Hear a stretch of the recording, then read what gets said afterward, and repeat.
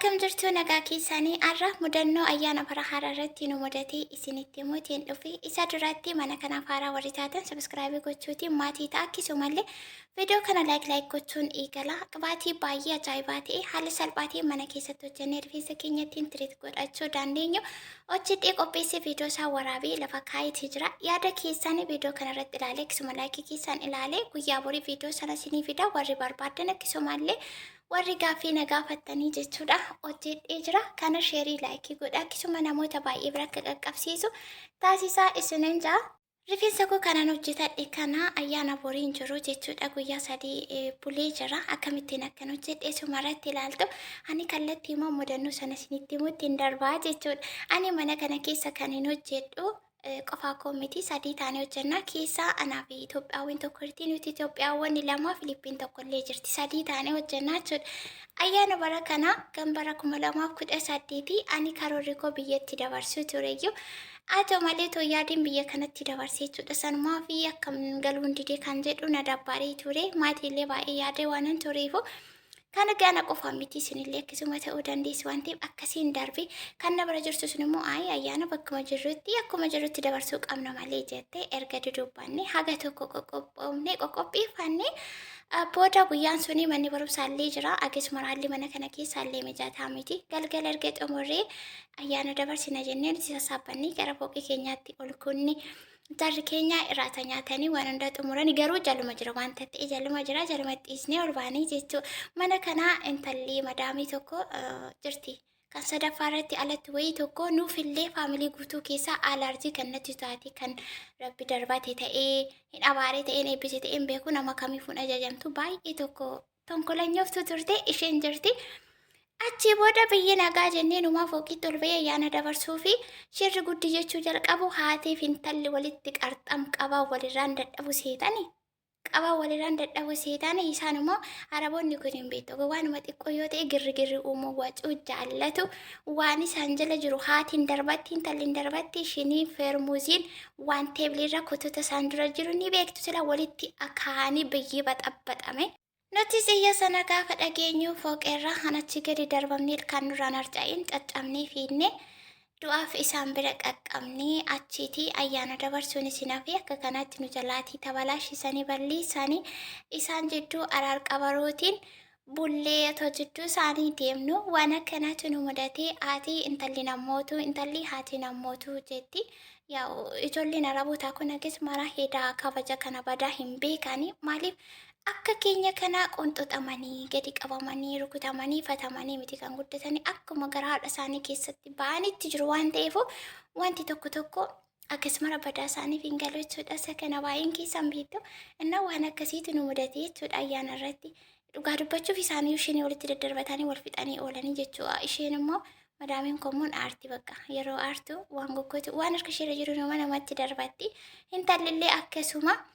Haati intala deessee intalli haadha deessee waluma fakkaatu jechuudha malli isaanii akkas nu godhanii kunoo amma bakka kanatti immoo guyyaa sadii booddee har'a quxuxurii isaa hojjetachuuf jechuudha rifeensa koo ergan hojjedhee sadii bulee baay'ee bareeda baay'ee nutti babbareedee ture isa dhugaa dubbachuuf gaafsicha galgala akkasitti jennee mana keessatti kaatee ayyaana keenya nu jalaatii booressite. Sanas ta'u kana nuti nagaa fayyaa taanee waannaa gara bara haaraatti fayyaa taanee darbuu keenyatti gammannaa kan bara dhufuunii nu haa qaqqabsiisu jecha kunuuga har'ammoo sadii bulee an akkasitti hiikamasa ka'uun natti hin tolu darbe immoo hin caccaballu qaashaashin illee irraan taa'u waan ta'eef haala kanaan har'ammoo quxuxurii akka kanaatti hojjetachaa jira mudannoon nu mudatee kana akka ni qalal godhee haasa'e miti baay'isee wayi jaarri wal fixxee wal jalaa guuranii waan akka halaawaa munkasaraatiin beektu qimamoonni teebilirra jijjiiru sana walitti facaasanii akaayii godhanii lafatti shinii caccabsanii jechuudha. Innaa akkasittiin isaan huqaate wal balleessanii oolanii haatiif intalli kanatti nuti qimamoonni keessan immoo ayyaana dabarsuu dhiisnee jidduu isaanii araar qabarootti bullee achii booda bakka nu dabbaare waan tokkotu ta'ee jechuudha.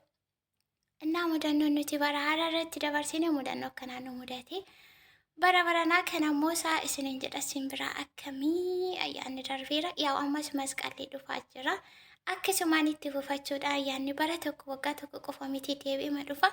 Caalaan guddaan nama gammachiisu biyya jiranii ardii addunyaa jiran haalaaf akka jiran keessatti nagaa fayyaa ta'anii dabarsuun isa kanatu caala.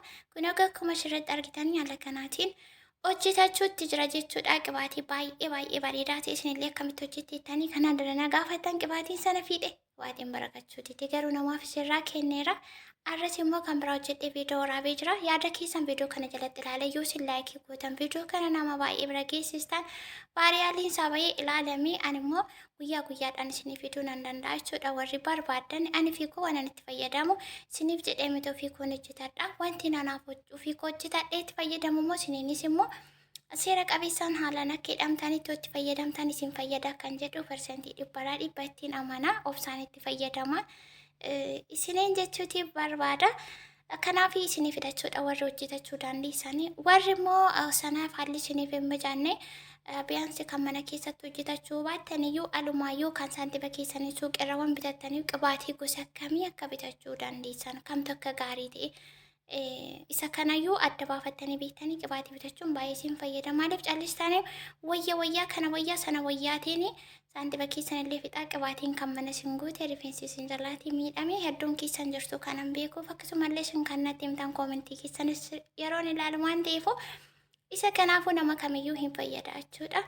Kanaafuu egaa yaada keessanii viidiyoo kanarraa tokkoffaa laayikii gochuun namoota baay'ee puush godha yookaan sheerii godha. Akkasumallee yaada qabdanii koomentii irratti na barreessaa. Guyyaa waliin viidiyoo qibaatii sana akkamittiin akkan hojjedhee maaltu akka barbaachisu guutuu isiniif hin fidaa jechuudha. Akkasii warri maatiin ta'an immoo maatii ta'a yookaan immoo sabiskiraabii godha. Beelii kanarra gadi tuquutiin yoo gurraacheffattan ta'e yerootti notifikashinii yookaan immoo viidiyoo nan hojjedhu akka isin bira qaqqabu isin yaadachiisaa jechuudha. Akkasumallee waa'ee sharafaa irratti sharafoota maallaqa guyyaarraa gara guyyaatti warri beekuu baruu barbaadanii isinii fidaa jira waan ta'eef hordofaa isiniin jechuuti barbaada. Amma kana gara xumuraatti jira. Viidiyoo ispiidirra kaa'ee jira kan dheeratu hin barbaanne isinittis anattis viidiyoon dheeratee wal salacha'uu hin barbaachisu. Kunoo kana fakkaataa hin bareedu. Har'a maal bareeda gaafa ayyaanatu argitanii dhugaa dubbachuu baay'ee tokko keerlee hojjedhe baay'ee bareedee ture jechuudha. Itti yaadeen hojjenne akka tasaatii biizii mata irraa kan ka'e garuu akkasiin darbee jechuudha. Sanas ta'e kana dabarsinee jira. Rakkoo miti ittiin aarroo isaanis baga araaramanii baga waliin miidhiini maal araaramu hagammaa wal odaa jiru. Hagammaa wal odaa jiru jechuudha. Adii haatiif intalli. Godhiidha gaayis. Kunoo kana fakkaata.